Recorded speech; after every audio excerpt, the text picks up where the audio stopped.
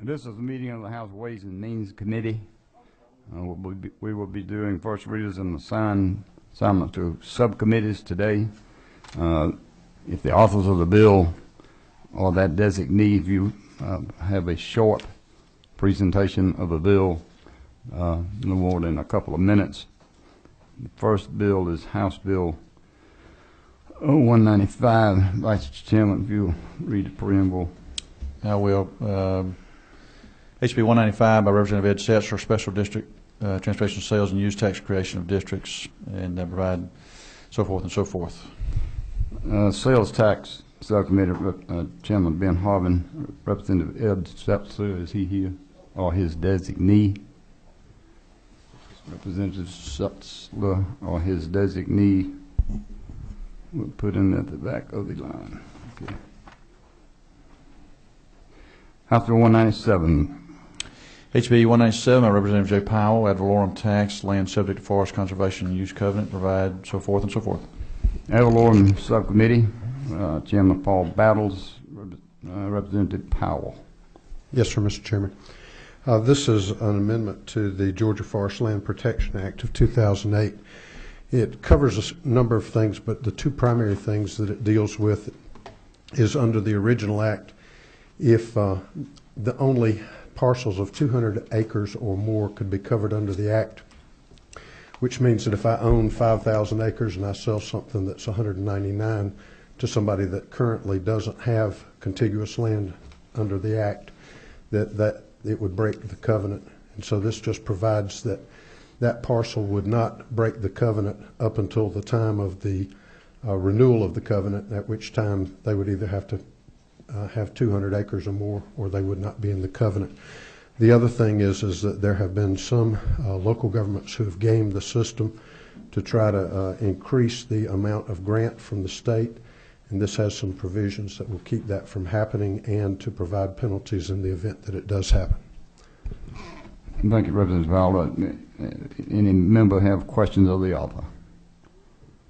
Now we'll go to House Bill 200, Representative Ron Stevens. HB 200 by Chairman Ron Stevens, sales and use tax certain zoo construction project materials, provide exemption for so forth. Sales Tax Subcommittee, Chairman Ben Harvin, Representative Stevens. Thank you, Mr. Chairman. This is the extension of actually one that sunsetted last year that adds another sunset for 2 years for the expansion of the zoo. This one, and I'll say it real slowly, this one also has local participation. We've already got fiscal note back for state and local revenue impact, and they are $233,000 each, state and local. Questions of the author? Seeing none, House Bill 210 by Representative Nimmer. HB 210 by Representative Chad Nimmer, gasoline temporary suspension of tax collections and so forth. Public Finance and Policy, Chairman Ron Stevens, Representative Nimmer. Here. Yes, sir. Thank you, Mr. Chairman, members of the committee. This House Bill 210 I bring before you for your consideration today is simply the gas tax freeze that was done by executive order last year during the height of gas prices rising faster than we could keep up with them. And this simply just ratifies what Governor Deal did last year. Thank you. Any questions of the author by members of the committee? Seeing none, thank you, Representative Nimmer. House Bill 211, Representative Tommy Benton. HB 211 by Representative Tommy Benton. Wait a minute, is Representative Benton or his designee in the room? Okay, we'll come back to him. House Bill 214, Representative Ron Stevens. HB 214 by Chairman Ron Stevens, state income tax, transfers, entertainment tax credits to certain entities, and so forth. Income Tax Subcommittee, Chairman J. Powell, Representative Stevens.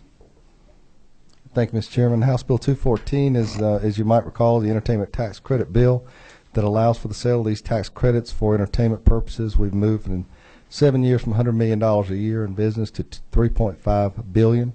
Has exploded. However, the problem is the large companies that are primarily California-based are able to sell these large blocks of credits. All this bill would do is allow some of the smaller Georgia-based companies to generate, which has less of the credits to move to for pass-throughs to entities that acquire the film tax credits for these companies to resell them as an efficient method. Questions of the author by members of the committee? Seeing none, have I signed? Yeah, I've done it. House Bill 239, Representative Brockway. HB 239 by Representative Buzz Barkway, income tax liability offset by qualified education credit and so forth. Income Tax Subcommittee, Chairman Jay Powell, Representative Brockway. Thank you, Mr. Chairman and members of the committee. House Bill 239 just does two very simple things. It's relating to the student scholarship organizations, or SSOs.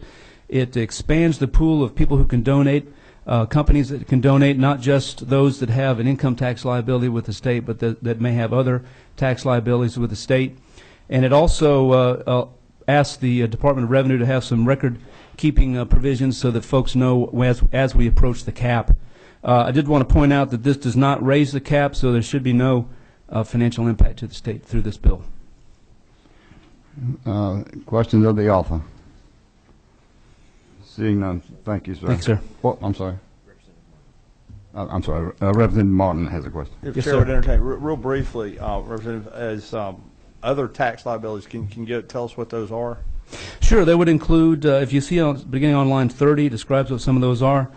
Could be taxes on the sale of alcoholic beverages, insurance premiums, other things like that. Right. And you've limited those the same way you have in the other cases? It still falls under the 75% cap that currently exists. Yeah. Okay. Thanks, sir. House Bill, thank you, Representative. House Bill 250, Representative Tom Rice. It's number 12. You got to wait for me to properly introduce your bill there, Chairman Rice. What'd you say? Jumping the gun. HB 250, Chairman Tom Rice, local excise tax, sale and use of energy, provides certain provisions, and you are now ready to go. Public Finance and Policy, Ron Stevens, Chairman. Go ahead, Representative Rice. Thank you, Mr. Chairman. This is a bill that effectively enables some of the legislation we did last year in House Bill 389, where we provided the energy tax credit to manufacturers, exemptions effectively to manufacturers, and we also allowed in that same bill the excise taxes to be employed by the locals. All this bill does is define the terms under which that transaction is to take place. Everybody's agreed it has no fiscal effect. Questions of the author by members of the committee? Seeing none, thank you, Representative Rice. House Bill 257, Representative Chuck Martin. HB 257 by Chairman Chuck Martin, income tax, change certain definitions, and so forth. Income Tax Subcommittee, Chairman Jay Powell. Representative Martin. Chairman, in the interest of time, I'll speak to 257, 258, 259, 260, and 261 all at once. These bills were introduced to provide vehicles should the Budget and Fiscal Affairs Oversight Committee find exemptions or tax credits that need to be sunset. So they are dummy bills at this time, Mr. Chairman, but to get in there for day 20. Thanks, sir. Any questions, members of the committee? Seeing none, thank you, Representative Martin. House Bill 266, Vice Chairman Alan Peake.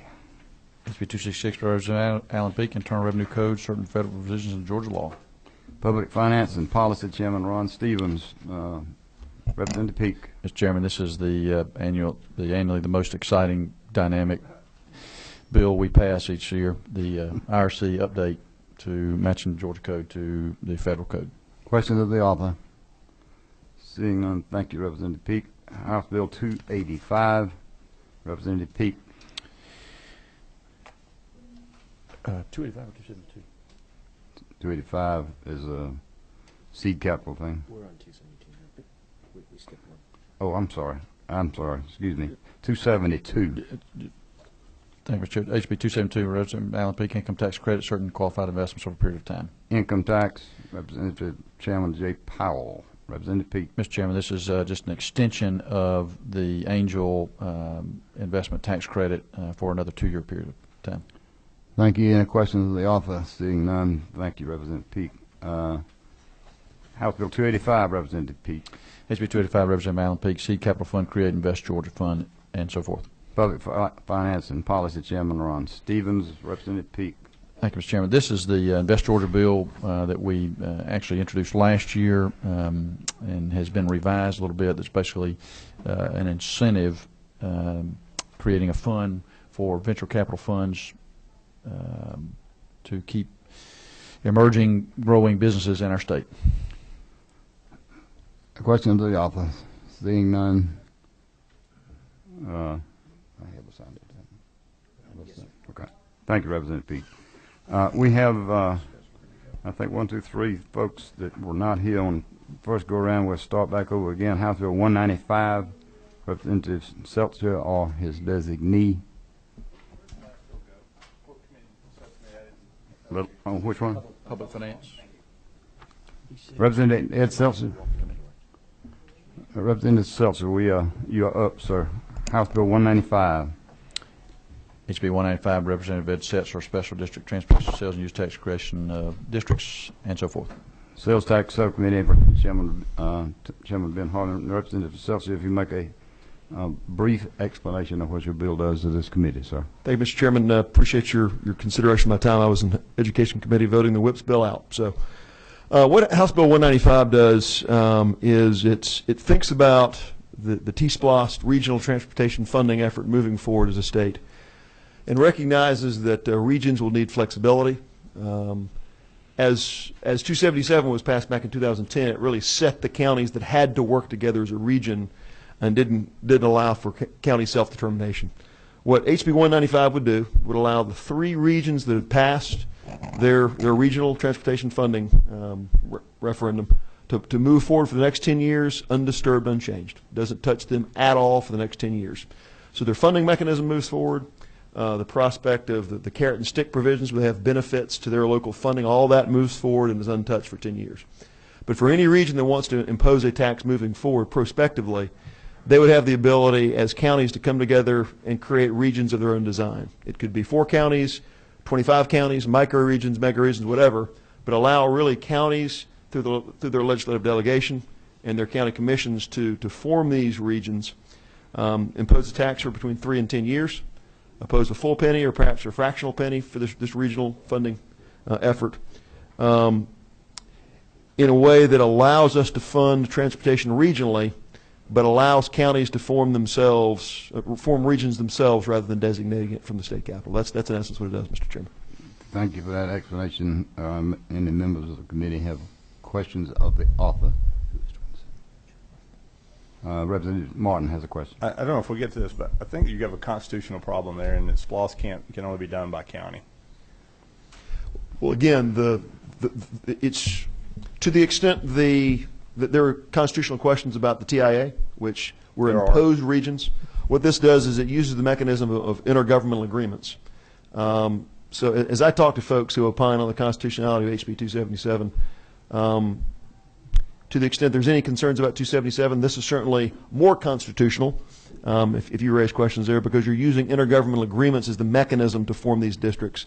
And there's broad powers for counties and cities to use intergovernmental agreements to form special districts.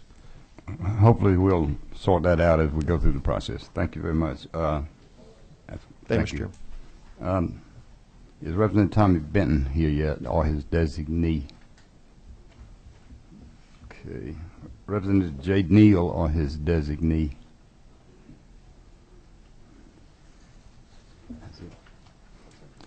The meeting is adjourned. Thank you for your attendance.